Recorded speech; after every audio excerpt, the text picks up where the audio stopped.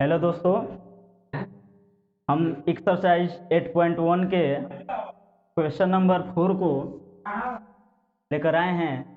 आप सभी लोग इसको अच्छे से समझने की कोशिश कीजिएगा। क्वेश्चन है, यदि 15 cot A बराबर 8 हो तो साइन A और सेक A का मान ज्ञात कीजिए। क्वेश्चन को हम भली भांति अच्छे से पढ़ लेंगे कि क्वेश्चन क्या कह रहा है, ठीक है, तभी हम उसको सोल्व कर सकते हैं। हमने जो भी अपने पिछले वीडियो में आप लोगों के इसके जो बताए हैं, बेसिक नॉलेज के बारे में बताए हैं, आप लोग उसको बार बार देखते रहिए, तभी आप किसी भी क्वेश्चन का सोल्व अच्छे तरीके से कर सकते हैं। तो ठीक है, हम इसको सोल्व कर रहे हैं। यदि 15 cot A बराबर 8 हो तो यहाँ लिखेंगे 15 cot A बराबर 8। तो सबसे पहले इसमें त्रिकोणमिति चैप्टर में हम एक समकोण त्रिभुज बनाते हैं।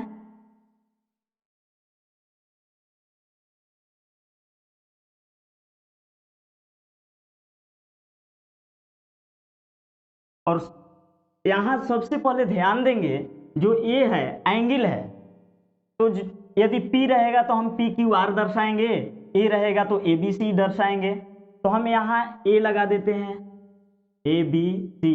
इस प्रकार B हमारा समकोण बना और A जो हुआ और C दोनों न्यून कोण हुआ। अब हम यहाँ आगे चलते हैं। 15 cot A बराबर 8 है, तो 15 cot A बराबर 8 को देखेंगे कि इस बराबर के दोनों साइड में, लेफ्ट और राइट में 15 cot A से मल्टीपुल से जुड़ा हुआ है। यहाँ मल्टीपुल से जुड़ा हुआ है तो हम करते क्या हैं, इस cot A को लिखते हैं और इसके बाद जब 15 मल्टीपुल में है तो बराबर के किसी भी साइड में हो, यदि वो मल्टीपुल में है तो दूसरे साइड में जाने पर वो डिवाइड में हो जाता है।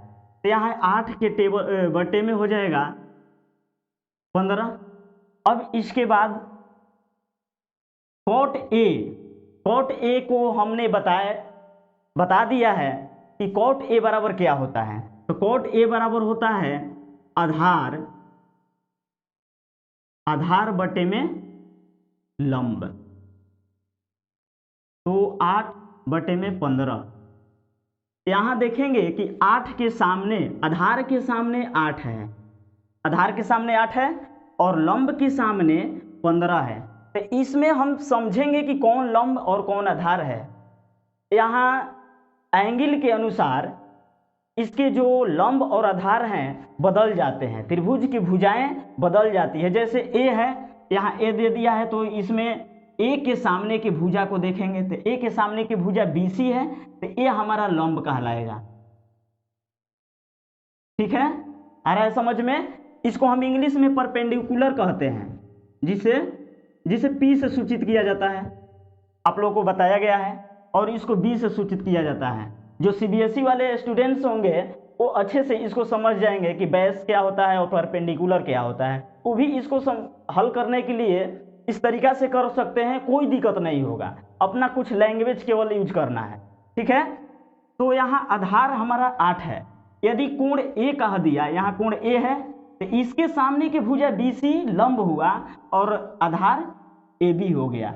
इसकी संलग्न भुजा, A की संलग्न भुजा को आधार बोलते हैं, तो A की संलग्न भुजा यही है, तो ये आधार हमारा 8 हुआ और इसकी लंब 15 होगा। ठीक, जब यहाँ 2 भुजाएं प्राप्त है तो हमको तीसरी भुजा की जरूरत होती है। तो तीसरी भुजा निकालेंगे कैसे?